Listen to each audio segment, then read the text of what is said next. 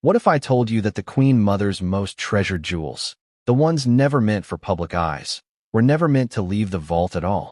What if I told you that, decades later, those jewels were quietly handed over to Princess Catherine by one of the last remaining royals who remembers what true loyalty means? And what if I told you Meghan Markle's name wasn't just missing from that inheritance, it was deliberately erased? Before we continue, please hit the like button, subscribe to the channel, and turn on the notification bell for updates. You feel that, don't you? The chill, the sense that this isn't just about diamonds or pearls. It's about legacy, power, and punishment.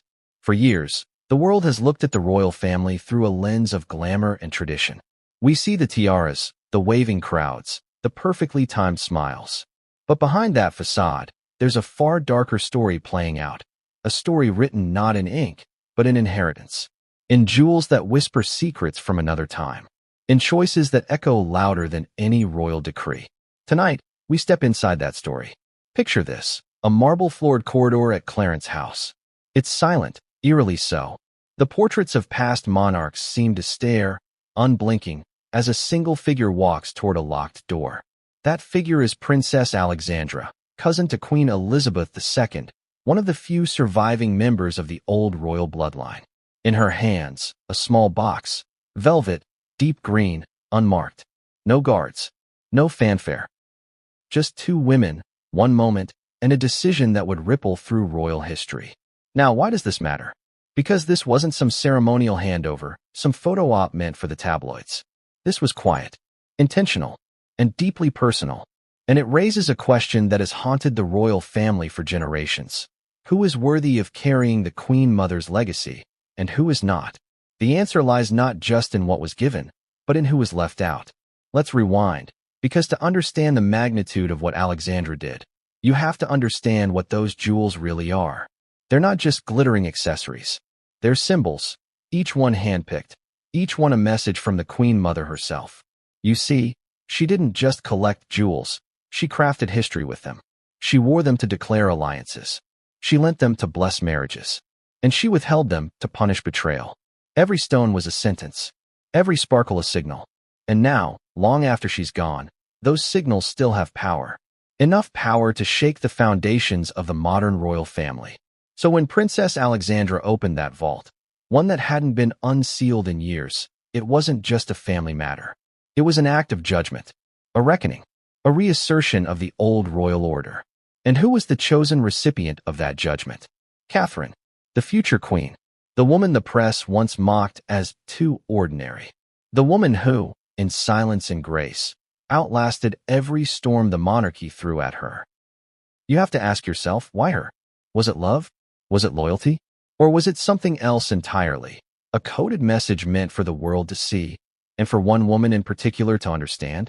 Because make no mistake, Meghan Markle was watching, and she knew exactly what that velvet box meant. Let's be real.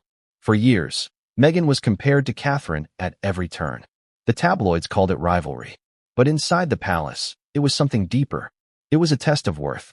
Meghan's story was one of rebellion, breaking protocol, defying hierarchy, demanding independence. Catherine's was one of endurance, playing by the rules, smiling through humiliation, mastering the quiet art of survival.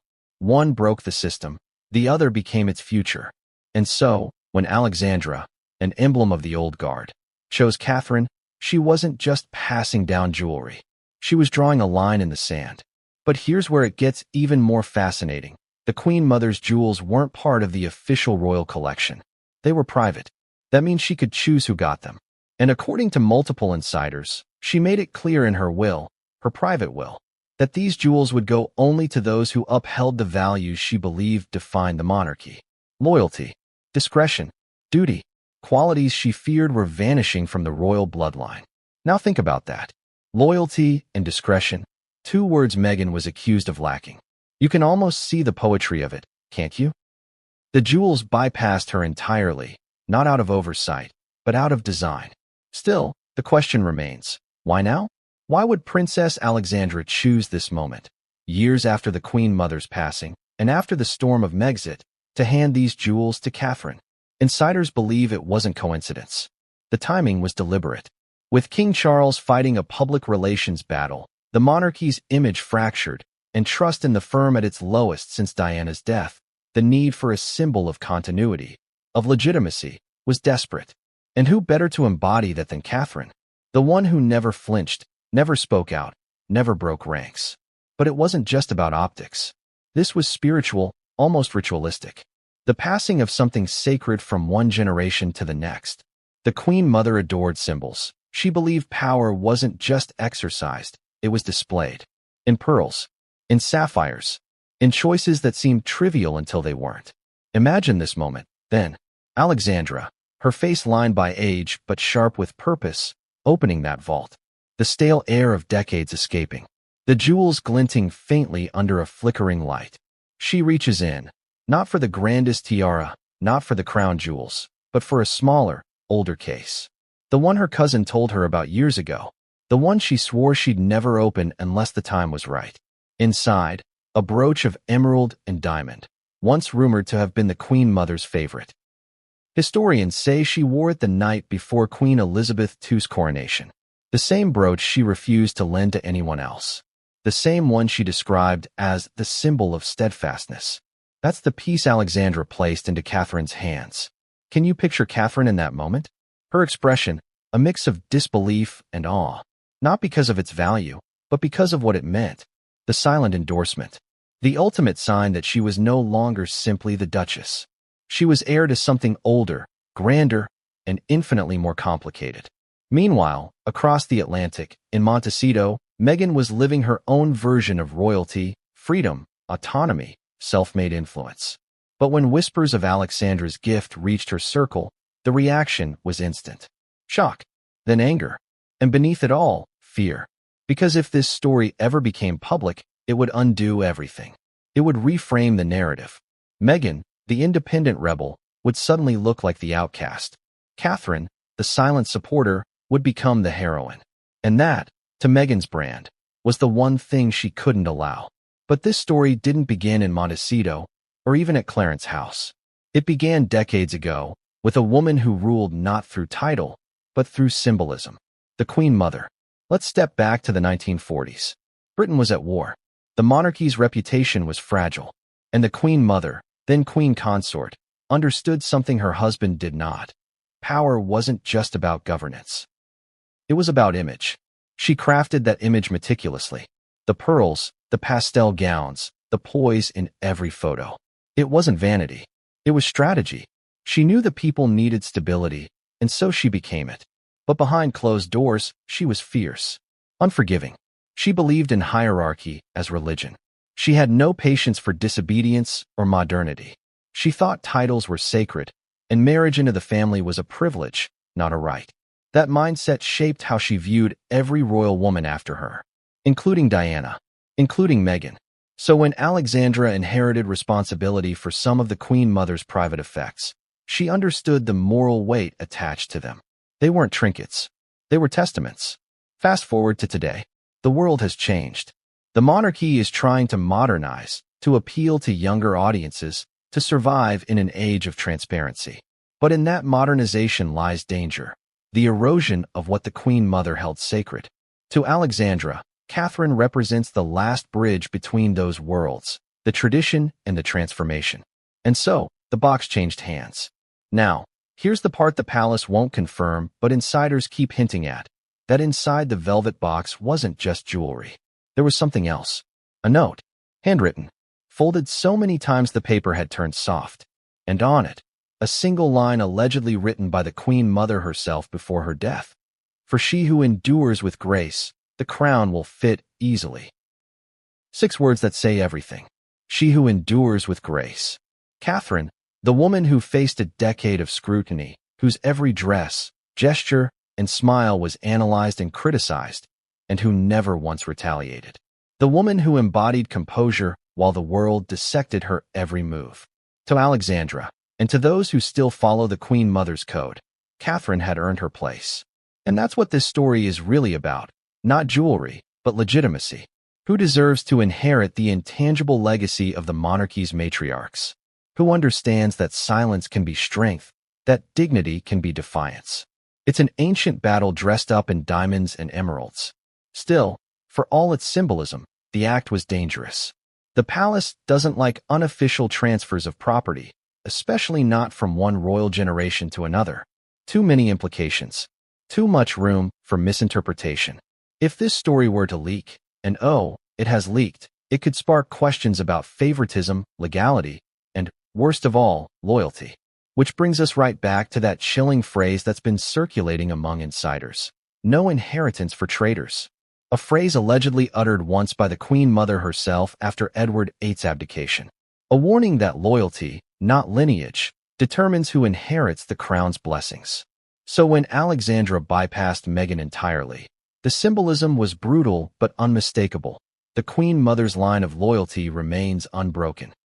And Meghan, no matter her title or her fame, stands outside it. Think about that. The jewels, the secrecy, the timing, it all feels orchestrated. A whisper to the world that the monarchy may bend, but it never forgets.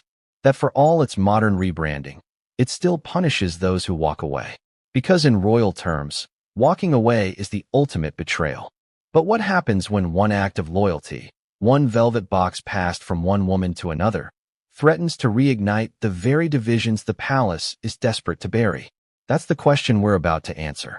They called her the last empress.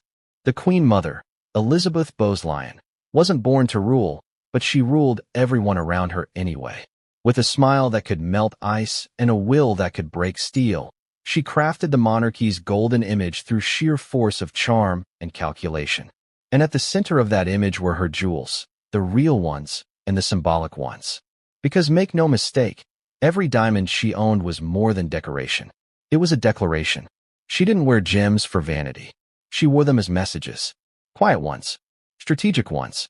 Each brooch, each tiara, each pearl was a code, understood only by those within her orbit. And for decades, those glittering codes shaped who thrived and who fell within the royal ecosystem. But what if I told you that her private collection, the one never logged, never photographed, never insured, was never meant to be found? That somewhere in the winding corridors of Clarence House, there's a small locked vault containing the most personal, most politically charged artifacts of her reign. Pieces tied not to the crown, but to her judgment? Tonight, we open that vault. Let's start in 1936, the year everything changed. Edward VIII abdicated for love. The scandal nearly destroyed the monarchy. And in that chaos, Elizabeth, then Duchess of York, became the unexpected queen consort. She wasn't supposed to be there. She wasn't groomed for it. But she stepped in and, almost overnight, redefined what it meant to be royal. She understood something her husband and his brother never did. People don't follow bloodlines. They follow symbols. So, she built her arsenal of symbols carefully. Jewels became her language. When she wore the Greville tiara, a massive, dazzling diamond creation inherited from a society hostess, it wasn't about showing off. It was a statement. I am untouchable. When she wore her triple-strand pearls to visit bombed-out London during World War II, she was saying, even under fire, I remain composed. She was never careless with her choices. Every appearance was strategic, every stone a weapon. And here's where her private jewels come in. The ones she never wore publicly, the ones kept in that mysterious vault. According to archival whispers, these weren't crown jewels. They were gifts, personal, intimate, and sometimes politically loaded. Pieces given by friends, by admirers, by powerful allies she didn't want the public to know about. They carried stories, some joyous, others scandalous, some damning. One ring, for example, was rumored to have belonged to Wallis Simpson, confiscated by the Queen Mother herself in a moment of quiet revenge. A sapphire bracelet, allegedly from a French ambassador with whom she shared a deep friendship, or something more. And an emerald brooch that she called the Watcher. No one knows why, but it's that brooch, historians believe, that resurfaced in the hands of Princess Catherine. You can see now why this isn't just about inheritance. It's about control, over history, over narrative, over who gets to represent the values she cherished. Let's be honest, the Queen Mother was not a saint. She was strategic, calculating, sometimes even cruel. But she was also a survivor. She lived through abdication, war, assassination attempts, and scandal. Through it all, she learned one thing. That power must be protected not by force, but by selective remembrance. Forget the disloyal. Reward the obedient. Elevate the useful. And the jewels? They were the tokens in that eternal game. So when she crafted her private will, not the one the government or palace lawyers ever saw, but her own handwritten record of intention, she made it clear. The jewels were to go not to the loudest or the most loved, but to the most loyal. Loyalty, in her eyes, wasn't about affection. It was about silence. Those who kept quiet during storms were rewarded. Those who questioned, leaked, or rebelled, erased. It's chilling, isn't it? That even in death, she could still control the narrative. Fast forward to the 1980s. The Queen Mother was in her 80s, but her mind was sharp as ever. The world around her was changing. Divorce, tabloids, scandal everywhere. Diana had entered the royal picture, dazzling and disruptive. The Queen Mother admired her beauty, but distrusted her openness. Too emotional, too modern, too public. In private, she called Diana a girl who doesn't understand duty. There's a story, told quietly among royal staff, about a luncheon at Clarence's house.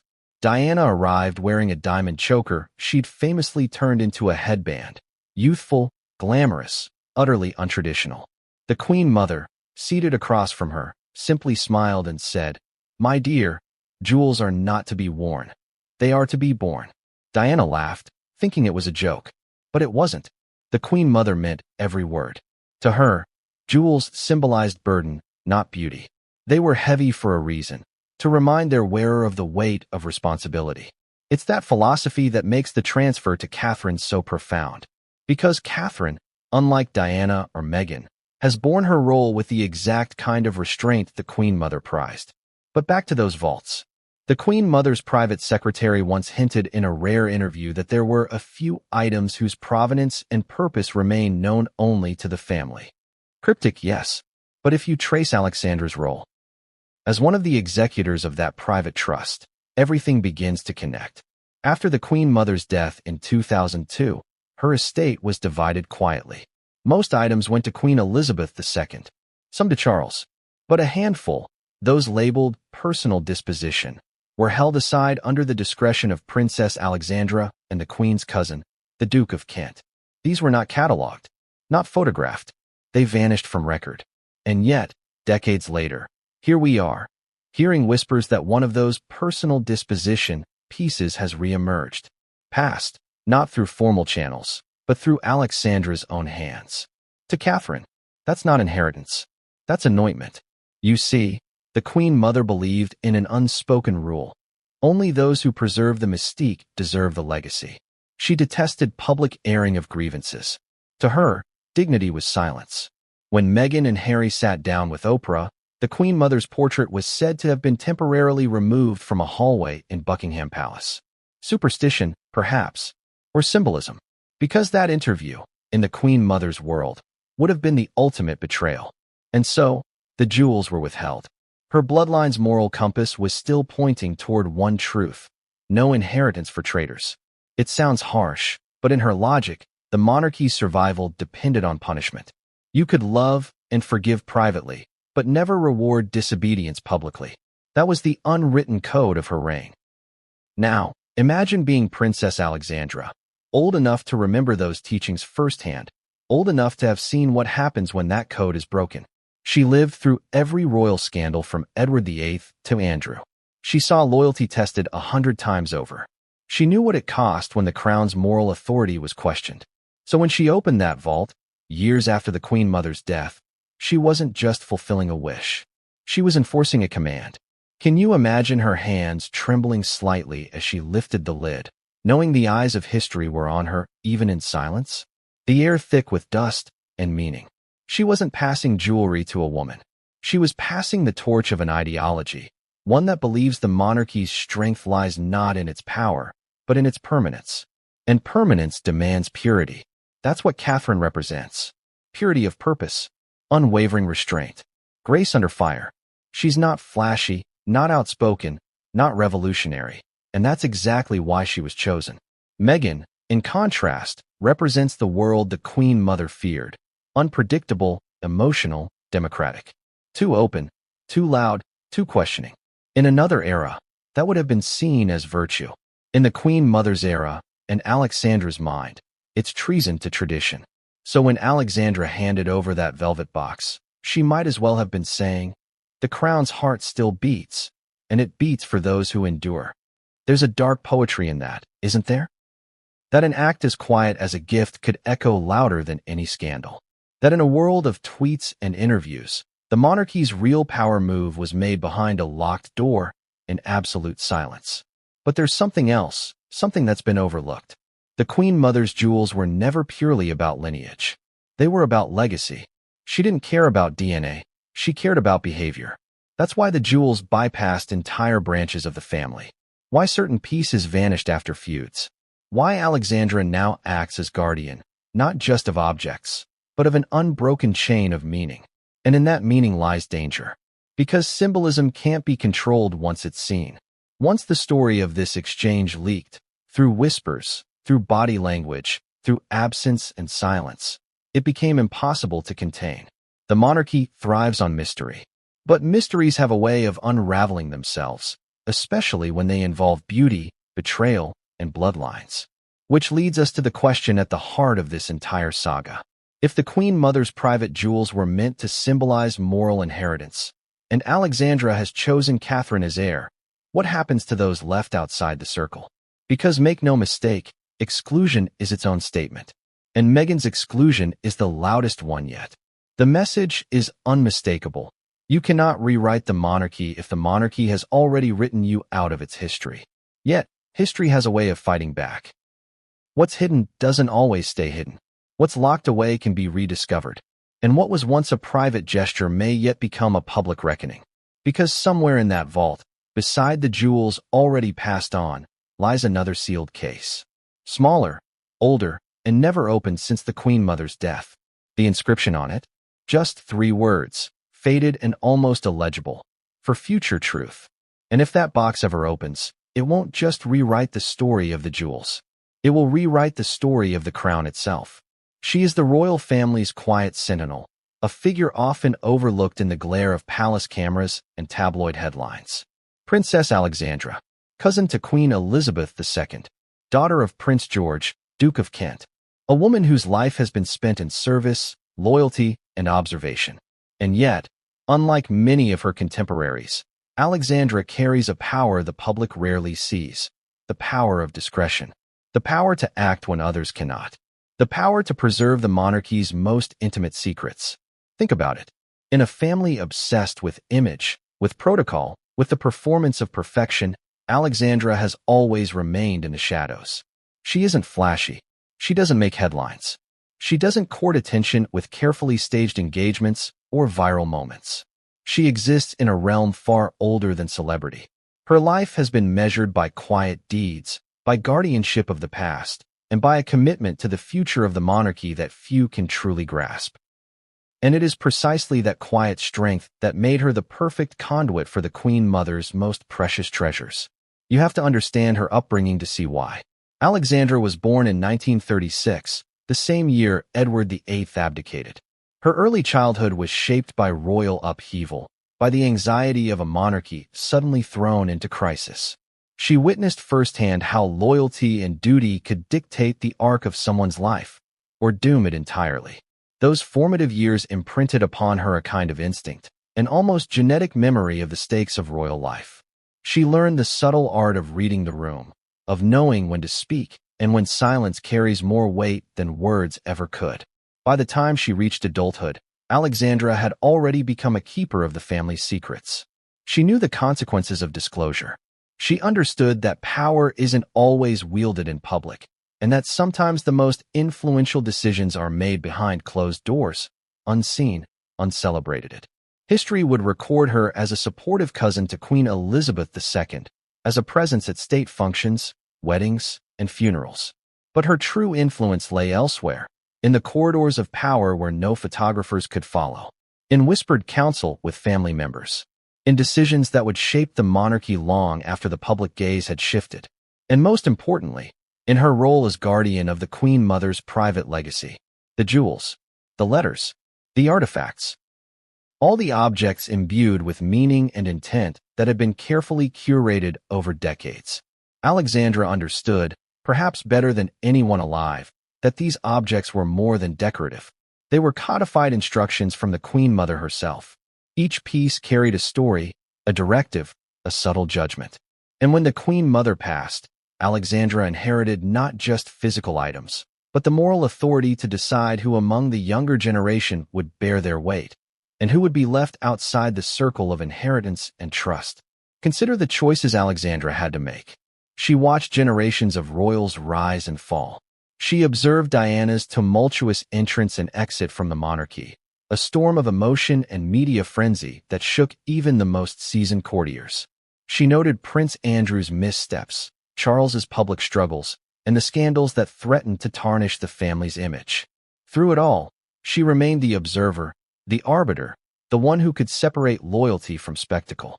And she waited, always waited, until the moment came when decisive action was required. That moment, insiders say, was the transfer of the Queen Mother's jewels to Catherine. But it wasn't just a simple handover. Alexandra approached it with the gravity of someone handling sacred objects. Every movement, every word, every pause was calculated. She knew the weight of history rested on her shoulders, and she knew the implications were enormous. Because this wasn't merely a gift. It was a statement, a message encoded in diamond, pearl, and gold. The Queen Mother's private jewels had been locked away for decades, seen by only a handful of eyes. To release them to Catherine, bypassing Meghan entirely, was to declare, with crystal clarity, who the monarchy truly favors. It was a judgment rendered in silence. And in the halls of the palace, silence is louder than words. Alexandra's role in this drama is fascinating because it defies the traditional notions of power. She is neither a monarch nor a political actor. She has no legislative authority, no public mandate, no requirement to act. Yet, through the careful stewardship of history and family secrets, she wields a form of influence perhaps unmatched by those in the spotlight. Her power is subtle, invisible, enduring, and she has spent a lifetime perfecting its use. There are those who say Alexandra sees the monarchy as a living organism, where every member has a role to play, and every action must preserve its continuity.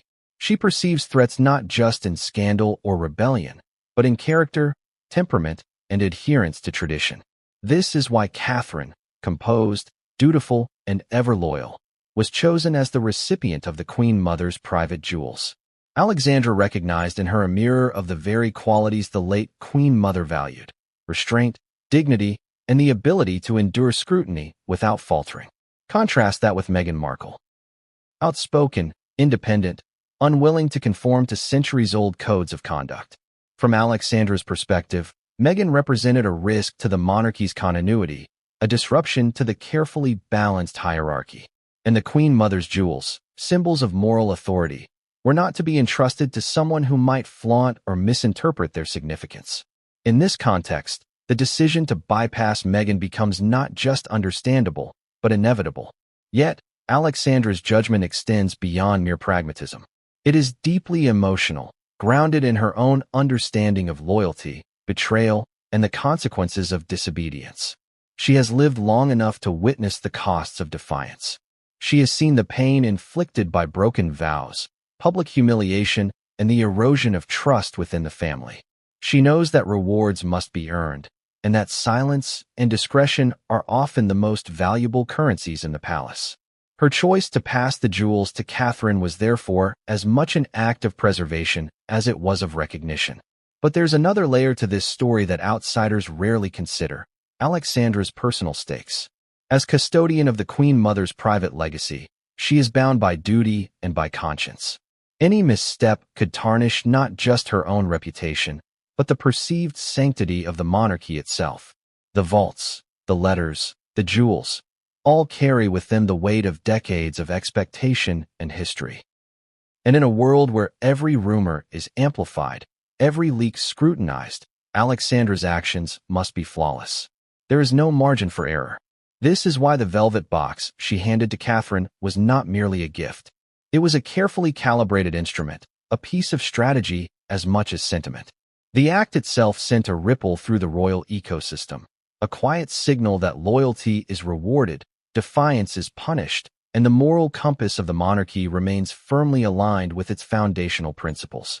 And yet, the tension inherent in this decision cannot be overstated. The world is watching, whether it realizes it or not. Meghan's circle in California, the international press, and countless historians and biographers are all attuned to these subtle signals. Alexandra's choice has consequences far beyond the walls of Clarence House. It sets a precedent for how private legacies are managed, how authority is exercised quietly but decisively, and how the lines between public perception and private judgment can blur in ways that shape history. The power of Alexandra's discretion also underscores a broader truth about the monarchy itself, that influence is not always wielded by those in the spotlight. Sometimes, the greatest authority lies in the ability to observe, to judge, and to act at precisely the right moment. Alexandra embodies this truth.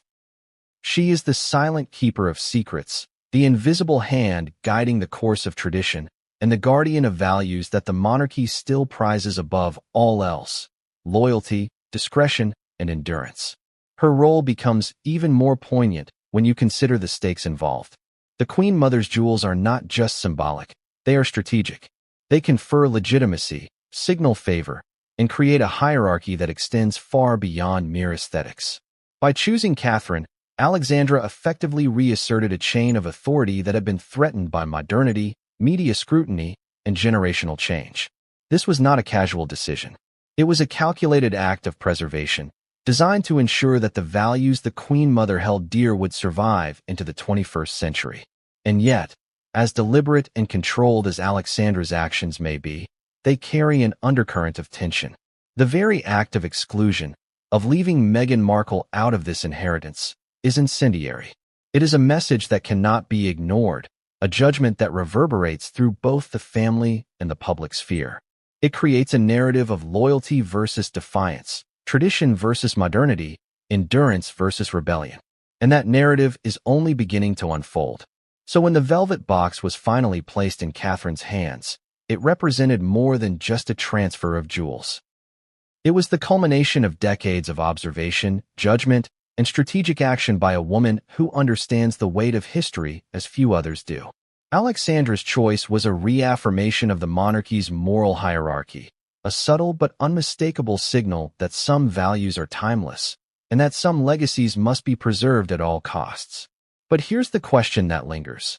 In a world that prizes transparency, celebrity, and instant information, can such quiet, deliberate acts of power truly remain unchallenged? Can the message encoded in these jewels withstand the scrutiny of a global audience increasingly hungry for scandal, revelation, and conflict? Or will the very discretion that Alexandra embodies eventually become the source of controversy, the spark that ignites a confrontation long deferred? Because what comes next, the unfolding reaction, the whispers in the halls, the media frenzy, and the private reckoning, has the potential to change everything.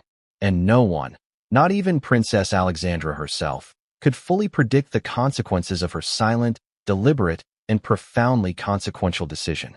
The stage is set. The players are in place. And the legacy of the Queen Mother, guarded for decades, has now entered a new chapter, one that promises tension, intrigue, and the kind of drama that only the royal family can deliver. And the question that hangs in the air, unspoken but undeniable, is this: who will emerge stronger, and who will be remembered as having betrayed the very values that the Queen Mother held sacred? The answer, my friends, is just around the corner, and it is far more complicated than anyone could have anticipated. Behind the gilded doors of Clarence House, past the polished marble floors and the portraits of ancestors who have ruled a nation, lies a secret that almost no one has ever seen. A room that holds not just treasures, but stories. Not just gold and diamonds, but judgments, loyalties, and legacies. The vault is a place spoken of only in whispers. Even within the royal family, few dare to mention it aloud. This is the Queen Mother's private jewel vault. Most people think of royal jewels as public symbols, tiaras worn for coronations, sashes and brooches flashed to the media, necklaces designed for grandeur. But these were different. These were personal, sacred. They were not worn to impress the world. They were kept to remind the family of rules older than the monarchy itself. It is said the vault contains hundreds of pieces: brooches, necklaces, earrings, rings, tiaras, each meticulously catalogued in the Queen Mother's private records, but hidden from public archives. Every item was chosen, not for its market value, but for its history, its symbolism, and its message. Some were gifts from European monarchs, others from loyal courtiers, others collected over decades for reasons known only to her. But it's not just the value that matters, it's the meaning. The Queen Mother understood that jewels can carry coded instructions. They can signal approval, punishment, or warning. She believed the family understood these codes instinctively. One brooch, worn at a wedding, might signal loyalty. A pearl necklace left untouched might indicate disfavor. And the ones placed carefully in the private vault? Those were the messages reserved for the next generation, meant to convey lessons too important to risk being misunderstood in public. Insiders described the vault as austere and unassuming. No ostentation, no unnecessary grandeur. The walls are lined with wooden cabinets, each drawer padded with velvet. The air is heavy with the scent of aged wood and faint perfume, a combination that hints at decades of careful preservation. Every drawer has a lock, every lock a key, and every key is controlled by someone who understands the weight of responsibility that comes with it. Princess Alexandra is one of those custodians. She knows every detail, every corner, every piece that lies within. She has walked its corridors dozens of times, unlocking drawers only when absolutely necessary, handling the jewels with gloves, careful not to disturb the stories they contain. For her, the vault is not a place of luxury. It is a cathedral of memory. Among the treasures are items that have been rumored to influence history. A sapphire bracelet that once belonged to a French duchess. A diamond brooch that the Queen Mother wore to the coronation of her daughter. An emerald tiara so heavily encrusted with stones that courtiers whispered it was cursed. A piece never to rest on the head of someone who betrayed the family. Every stone tells a story. Every clasp, every hinge, every engraving is a lesson passed down through generations. And the story does not end with objects alone. Rumors persist that the vault contains letters, diaries, and personal notes. These writings, sometimes hidden within the folds of jewelry boxes or tucked beneath velvet linings, detail the Queen Mother's observations of family members. She recorded behaviors, patterns, and decisions, noting who would uphold the monarchy and who might undermine it. According to insiders, some of these notes were explicit warnings. Beware of those who speak too loudly, or only she who endures shall inherit the weight. The vault is more than a collection of jewels. It is a moral ledger. Each item is not just a gift, but a verdict. The act of giving or withholding a piece carries consequences far beyond the physical. It shapes destinies. It influences perception. It signals favor or disfavor in ways that ripple through the family. This is why Alexandra's decision to hand the velvet box to Catherine carries such monumental weight. By selecting Catherine, she is not merely passing on jewelry. She is conferring moral legitimacy. She is signaling, to the family and to history, who is worthy of carrying forward the values the Queen Mother held sacred. And by leaving Meghan Markle out of the exchange, she is making a statement equally loud in its silence, that loyalty, discretion, and endurance are the currency of inheritance, not celebrity, popularity, or defiance. Some historians speculate that the vault was designed intentionally to maintain this balance of secrecy and power. The Queen Mother understood that the monarchy's strength relies on controlling the narrative, not just publicly, but privately. The vault, therefore, is a tool, a mechanism through which history is preserved, behaviors are judged, and legacies are safeguarded. And Alexandra, as the silent keeper, holds the keys to that legacy. Yet, despite its careful preservation, the vault is not immune to tension. For one, its contents have become objects of desire and speculation. Every royal scandal, every public feud, every comparison between Catherine and Meghan only magnifies the significance of what lies behind those locked doors. The world knows nothing, but it is hungry to know everything. And once whispers of the handover reached the press and palace insiders, the pressure intensified. Imagine the scene. Alexandra standing in front of the vault, gloves on, the weight of decades pressing down. She unlocks a drawer, revealing a velvet-lined box containing one of the Queen Mother's most treasured brooches, a gift meant for someone worthy of carrying forward the monarchy's legacy. She handles it delicately, aware that one misstep could ignite a firestorm of speculation, challenge, or even scandal. Then, in a private chamber, she passes it to Catherine, a moment as silent as it is profound, a transfer of power disguised as inheritance. The act is simple in appearance, but the implications are enormous. It signals who the monarchy trusts. It communicates values that cannot be expressed in press releases or public statements. It defines a hierarchy of loyalty, and it establishes moral authority in ways that only those attuned to the family's inner workings can fully understand. But the vault also contains dangers. There are rumors of pieces that were never intended to be touched again. Certain items, some say, were cursed. Not in a supernatural sense, but as a warning of what happens when tradition is ignored. To misplace or misinterpret a jewel could bring scandal, shame, or discord. Alexandra knows this. She has lived long enough to witness the consequences of mishandling history. She understands the weight of the Queen Mother's intentions, and she acts with precision, ensuring that every piece is used according to the code it represents. And what about the public? Most people will never see these jewels. They will never understand the power behind the transfer, the judgment embedded in the choice. They will only see headlines, perhaps a photograph of a brooch at a gala, and wonder about its significance. But for those within the family, within the palace walls, the meaning is unmistakable. Each gift, each withheld piece, each carefully curated artifact carries a message of loyalty, discretion, and endurance. And the Queen Mother's voice echoes still through the vault. Only those who uphold her values shall inherit her legacy. This is the reason why Alexandra's role is so critical. She is the mediator between the past and the future, the bridge between the Queen Mother's era and the modern monarchy. Without her judgment, without her discretion, the Queen Mother's messages could be lost, misinterpreted, or exploited. The vault is not just a repository of objects. It is a repository of wisdom, judgment, and moral authority.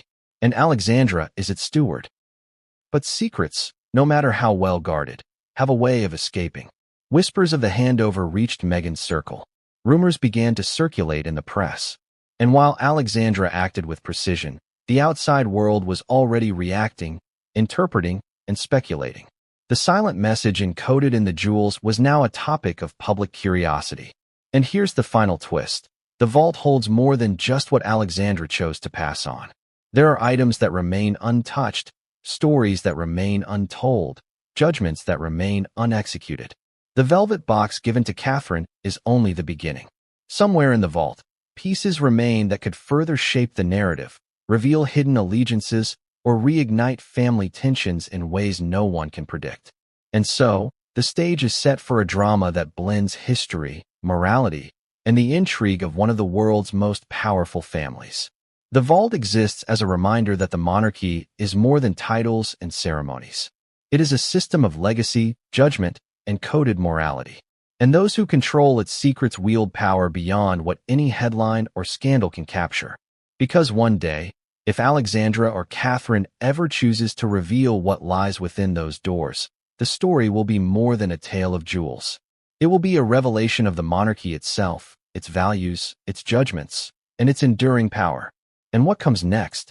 That is a story for the next chapter. Because the vault has more secrets yet to be revealed, and the implications of what was handed over and what was withheld are far from fully understood. When Meghan Markle first stepped onto the royal stage, she was not just another bride. She was a whirlwind of expectation, curiosity, and media scrutiny. From the moment her engagement to Prince Harry was announced, the world seemed poised to watch her every move, interpret every word, and judge every smile. And perhaps most importantly, Meghan herself carried expectations of belonging, of influence, and of changing the system that had existed long before she was born. But here's the truth. Meghan entered a world that had been meticulously curated for centuries, where unspoken rules dictate behavior, where loyalty is currency, and where every gesture is scrutinized for hidden meaning. She may have thought she understood it, but the reality was far more complex. The monarchy is not merely a collection of individuals. It is an ecosystem governed by hierarchy, tradition, and a code that is invisible to outsiders. And Meghan, brilliant as she is, had only glimpsed its edges. From her early interviews to her first public appearances, Meghan's persona suggested confidence, independence, and a desire to modernize. She sought agency, visibility, and relevance. In Hollywood, she had built a career on merit and self-determination. She was accustomed to shaping her narrative, speaking her truth, and commanding attention. But the royal system is different. Influence is rarely exerted overtly. Change must be incremental. And the most powerful messages are those delivered quietly, almost imperceptibly, yet understood immediately by those who matter most. It is within this context that Meghan's expectations collided with reality. She believed that her fame, her charisma, and her vision would grant her a seat at the inner table, that she could exert influence openly, and that loyalty would be recognized on its own merit. What she did not anticipate was the weight of history pressing down, the scrutiny of tradition, and the subtle mechanisms through which the monarchy enforces its hierarchy. The Queen Mother's legacy, though long past, remained a measuring stick within the family. Loyalty, discretion, and endurance were still valued above innovation, transparency, and rebellion. And while Meghan may have thought she could rewrite the rules, she underestimated how carefully those rules were protected, and by whom. Princess Alexandra, as we've seen, is one of the key custodians of that legacy. She has lived through decades of royal upheaval and knows precisely how the system functions. She understands that the Queen Mother's private jewels were more than possessions. They were moral instruments, symbols of judgment, and vehicles for transmitting approval or disapproval. When Alexandra bypassed Meghan in favor of Catherine, it was not merely about personal preference. It was a calculated reflection of centuries-old principles, a reinforcement of values the Queen Mother held sacred. From Meghan's perspective, the exclusion must have been shocking. She had entered the family with high hopes, envisioning herself as an agent of change, a figure who could modernize traditions, and someone who would be embraced for her talents and influence. Yet the velvet box, quietly passed to Catherine, was a reminder that the monarchy measures worth differently. Endurance, composure, and discreet loyalty are prized above visibility, advocacy, and outspoken ambition. Meghan's model of engagement, active, visible, and media-savvy, was fundamentally at odds with the values that Alexandra and the Queen Mother upheld. Consider Meghan's early interviews, statements, and public appearances. She consistently emphasized transparency, mental health advocacy, and humanitarian causes. Noble pursuits, certainly, but within the palace, they were perceived differently. Advocacy is power. Power is influence. And influence, when wielded outside the carefully curated channels of the monarchy, is a threat. The velvet box symbolizes this hierarchy of influence. Catherine, who works within the system, is rewarded. Meghan, who challenges it, is excluded. This dynamic sheds light on a recurring tension, expectation versus reality. Meghan expected that her fame, talent, and approach to leadership would be sufficient to secure acceptance and influence within the royal family. But the monarchy operates on different criteria. Its currency is discretion, loyalty, and adherence to tradition. And in this currency, Meghan came up short, at least in the eyes of the custodians of legacy, including Princess Alexandra. It's important to understand that exclusion does not necessarily reflect personal animosity. Alexandra's choice was not about dislike, it was about alignment. The Queen Mother's legacy is not a tool for modern experimentation.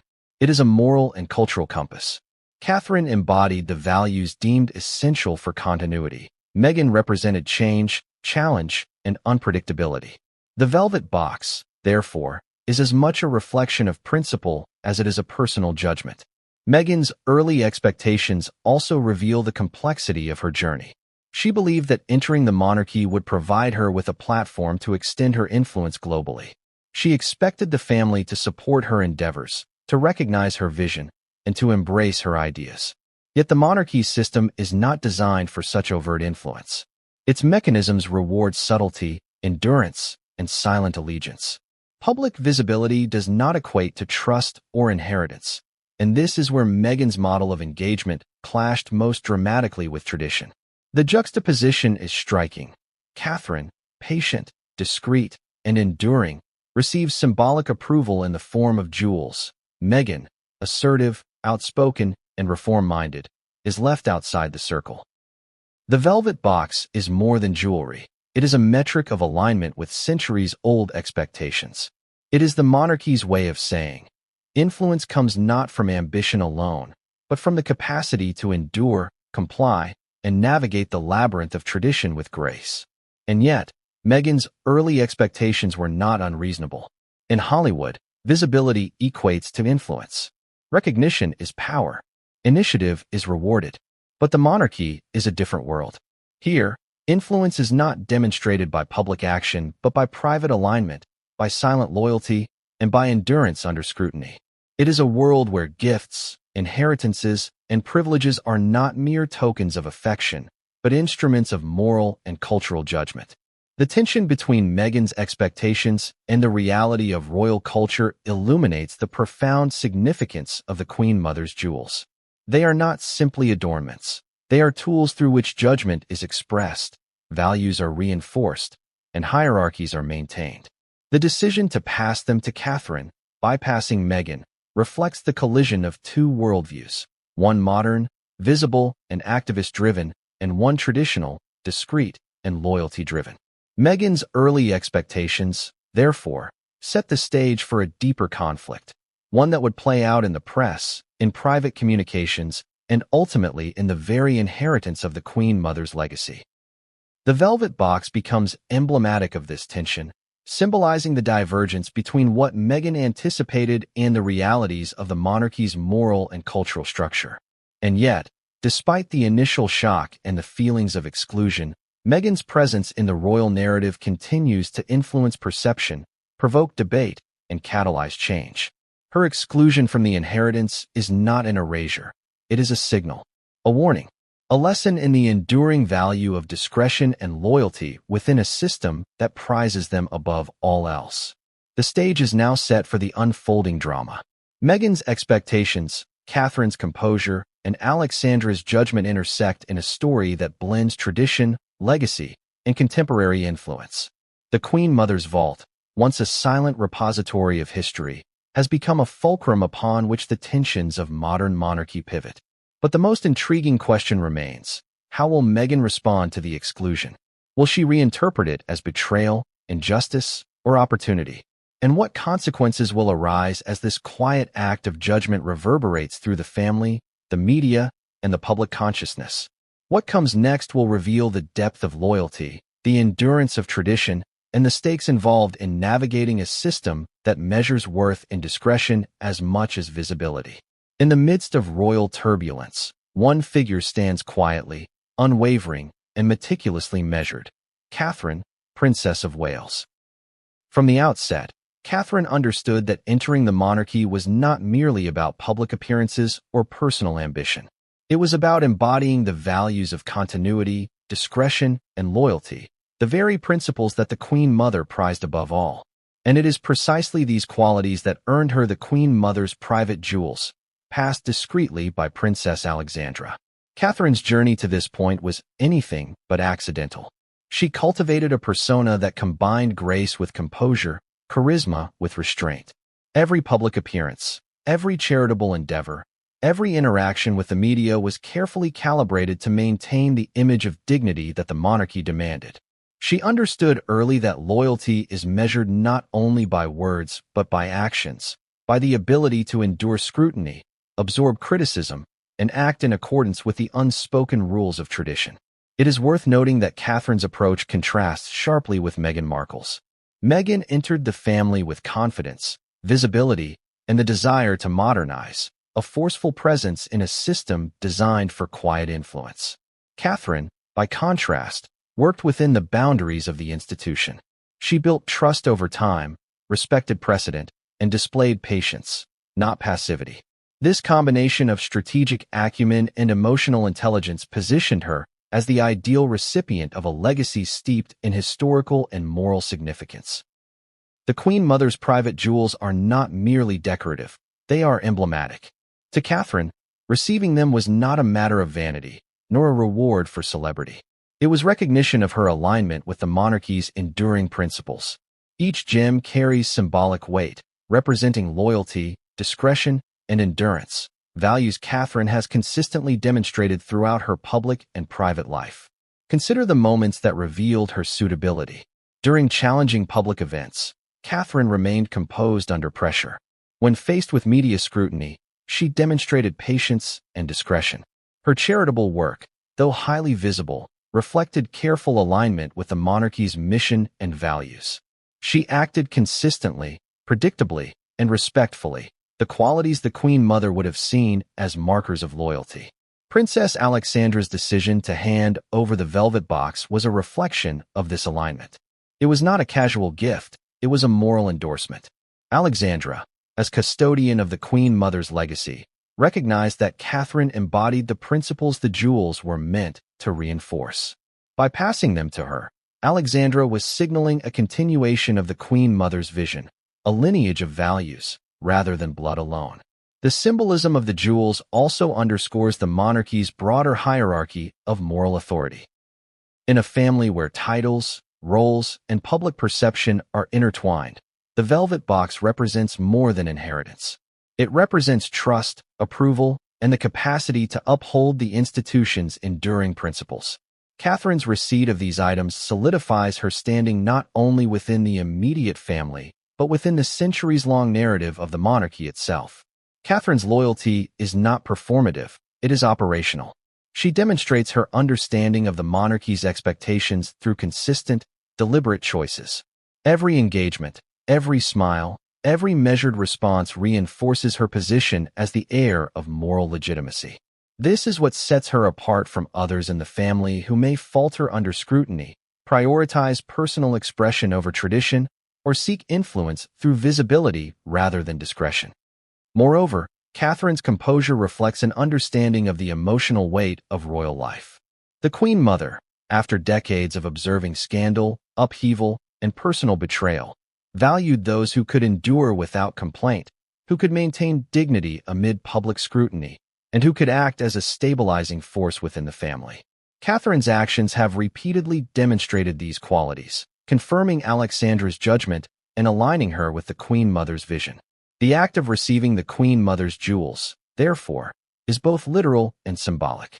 It is a tangible acknowledgement of Catherine's ability to uphold the monarchy's values. It is a private endorsement of her moral authority, passed quietly yet powerfully. And it is a reminder that the monarchy rewards behavior, not celebrity, conformity, not innovation, endurance, not impulse. Yet, even as Catherine received the jewels, the context surrounding the decision adds layers of intrigue. The fact that Meghan Markle was bypassed is not incidental. It reinforces the distinction between those who conform to the monarchy's unspoken rules and those who challenge them. Catherine's selection highlights the values the monarchy seeks to perpetuate: discretion, loyalty, and the capacity to endure scrutiny without public complaint. By contrast, Meghan's approach, visible, outspoken, and reform-driven, was deemed incompatible with the legacy the Queen Mother intended to preserve. This moment also reveals the quiet but formidable influence of Princess Alexandra. By acting as the intermediary, Alexandra asserts the authority of the Queen Mother's moral and historical vision. She ensures that legacy is preserved, values are reinforced, and the hierarchy of approval remains intact. The transfer of the velvet box is therefore a strategic act, designed to communicate a clear message. The monarchy prioritizes continuity, discretion, and loyalty, and those who embody these qualities will be rewarded, while those who challenge them may be excluded. Catherine's response to this responsibility has been consistent with the values the Queen Mother admired. She does not flaunt her inheritance. She does not seek to publicly leverage it. Instead, she incorporates it quietly into her role, understanding its significance and acting in accordance with the unspoken expectations that accompany such trust. In doing so, she strengthens her position within the family and preserves the integrity of the monarchy's legacy. The implications of this inheritance extend beyond personal recognition. They reinforce a broader narrative. The monarchy values enduring principles over fleeting popularity, alignment over innovation, and discretion over visibility. Catherine's reception of the Queen Mother's jewels is a statement about what is expected of future generations. It signals that moral authority, adherence to tradition, and the ability to navigate the complexities of royal life with grace are the qualities that ensure continuity and influence. And yet, the story is not without tension. The very act of exclusion, the deliberate bypassing of Meghan Markle, creates ripples that cannot be contained. The world is watching, the press is speculating, and social media amplifies every perceived slight. The quiet transfer of the jewels, while private, has public consequences. It becomes a symbol of loyalty rewarded and defiance punished, a reminder that the monarchy operates according to its own logic, often invisible to those outside its walls. As Catherine accepts this responsibility, she also inherits the weight of expectation. The jewels are not mere adornments. They are reminders of duty, symbols of moral judgment, and instruments of continuity. They bind her not only to the past but to the future, reinforcing her role as a stabilizing force within the monarchy. Every decision, every public appearance, every private choice is now measured against the legacy she has been entrusted to uphold. And so, Catherine stands at the center of a complex web of tradition, expectation, and legacy. The Queen Mother's jewels are more than a gift. They are a mantle of responsibility, a symbol of trust, and a marker of moral authority. By receiving them, Catherine affirms her place within the monarchy's hierarchy and signals her alignment with values that have been preserved for generations. But the story does not end here. The transfer of these jewels raises questions that linger in the shadows. How will Meghan respond to being excluded? What are the long-term implications for the monarchy's balance of power and perception? And what other secrets lie within the Queen Mother's vault, waiting to be revealed at a critical moment? The answers to these questions will shape not only Catherine's legacy, but the future trajectory of the monarchy itself. And as the velvet box closes, the tension between loyalty, expectation, and ambition continues to simmer, a drama far from resolved, with stakes higher than anyone outside the palace could imagine. In the royal family, decisions are rarely simple. Every action, every gesture, carries layers of meaning, and the handover of the Queen Mother's private jewels is no exception. When Princess Alexandra chose to bypass Meghan Markle, it wasn't a matter of whim or personal preference. It was a calculated, deliberate act rooted in centuries of protocol, moral judgment, and strategic foresight.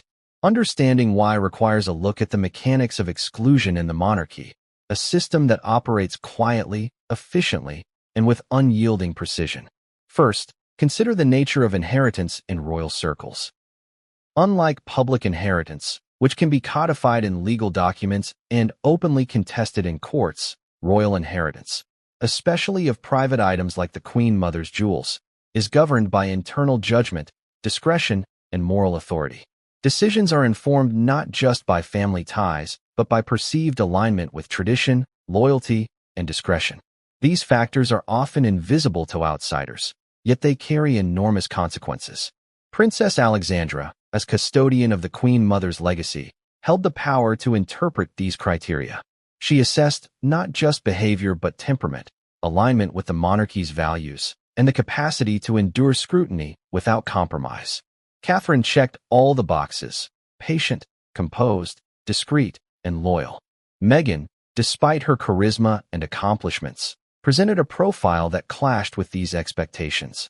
She was outspoken, independent, and unafraid to challenge convention, qualities admired in the modern world, but potentially destabilizing within the carefully balanced ecosystem of the royal family.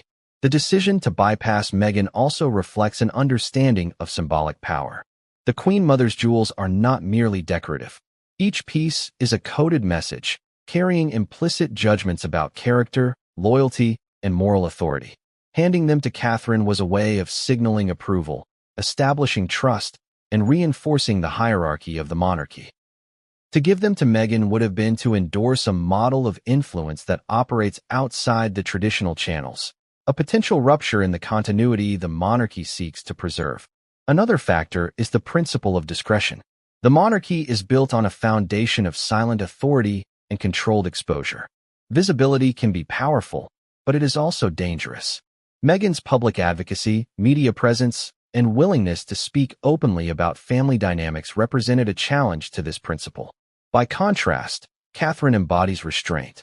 She demonstrates influence through quiet alignment rather than public declaration.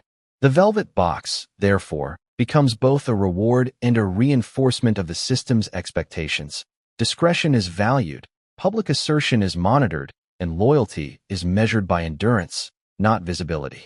Insiders suggest that Alexandra considered the long-term implications carefully. Giving the jewels to Catherine reinforces stability. It preserves the Queen Mother's moral and historical vision. It communicates clearly to the younger generation of royals what behavior is rewarded, and it mitigates the risk of controversy, a significant consideration given Meghan's high-profile status, global visibility, and propensity to challenge traditional norms. Exclusion in this context is not punitive in the conventional sense. It is strategic. It serves as a protective mechanism for the monarchy, maintaining the integrity of the legacy and ensuring that influence flows to those aligned with the institution's long-term priorities. In essence, bypassing Meghan was not about denying her status or diminishing her accomplishments. It was about preserving the continuity and values of the monarchy in a rapidly changing world. There is also a psychological dimension at play. The velvet box is a tangible object, but its symbolism carries profound emotional weight. It signals trust, endorsement, and approval. For Catherine, receiving it is affirming. For Meghan, the absence of such an acknowledgement is equally powerful. It communicates, without words, where alignment exists and where it does not. The subtlety of this message is precisely what makes it effective and potentially devastating for those excluded. Furthermore, the act of exclusion highlights the monarchy's intricate hierarchy of authority. While titles, marriages, and public roles are visible markers, the true locus of power often lies in the unseen decisions of custodians like Princess Alexandra. By determining who receives the Queen Mother's jewels, Alexandra exercises moral and cultural authority that transcends public perception. She enforces values, defines precedents, and ensures that legacy is transmitted to those most capable of preserving it. The mechanics of exclusion also reveal the monarchy's approach to risk management. The institution is acutely aware that misalignment can create scandal, destabilize public perception, and threaten the continuity of influence. By selectively granting access to the Queen Mother's private treasures, Alexandra mitigates risk. Catherine, by virtue of her composure, loyalty, and discretion, is a safer steward of legacy. Meghan, by contrast, represents a deviation from the expected behavioral norm, a calculated risk the custodians of tradition were unwilling to take. It is worth emphasizing that exclusion operates silently. There is no public decree, no press statement, no overt confrontation. The act is deliberate, private, and encoded in behavior and inheritance. This subtlety ensures that the message reaches the intended audience, the family, and those within the inner circle, without creating unnecessary spectacle or public controversy. The power lies in its invisibility, in the quiet authority that shapes behavior without drawing attention to itself. There is also a historical precedent for such actions. Across centuries, royal families have used private inheritance, privileges, and symbols to reinforce hierarchy, maintain alignment, and communicate approval or disfavor. These mechanisms are invisible to the general public, but are deeply understood by those within the system. Princess Alexandra's decision fits squarely within this tradition, measured, precise, and deeply consequential. The choice to bypass Meghan is therefore both practical and symbolic. It preserves tradition, reinforces values, and maintains the integrity of the Queen Mother's legacy. It communicates a message of moral alignment that transcends public opinion, and it sets a precedent for how future generations will navigate the complex interplay of loyalty, discretion, and influence within the monarchy. Yet, exclusion carries inherent tension. The very act of leaving someone out, especially someone as visible and influential as Meghan, ensures that speculation will arise. Media scrutiny will intensify, public debate will erupt, and within the family, the psychological and emotional consequences are unavoidable. This is the paradox of private inheritance in a public institution. The more discreet the action, the more potent its impact when revealed or inferred. The mechanics of exclusion also highlight the strategic foresight required in royal decision-making. Alexandra's judgment considers not only immediate alignment, but long-term consequences, preserving legacy, reinforcing values, and maintaining stability. Every choice is calculated to minimize risk while maximizing continuity. In this sense, bypassing Meghan is both protective and instructive. It preserves the system while sending a clear signal about the behaviors and qualities the monarchy rewards.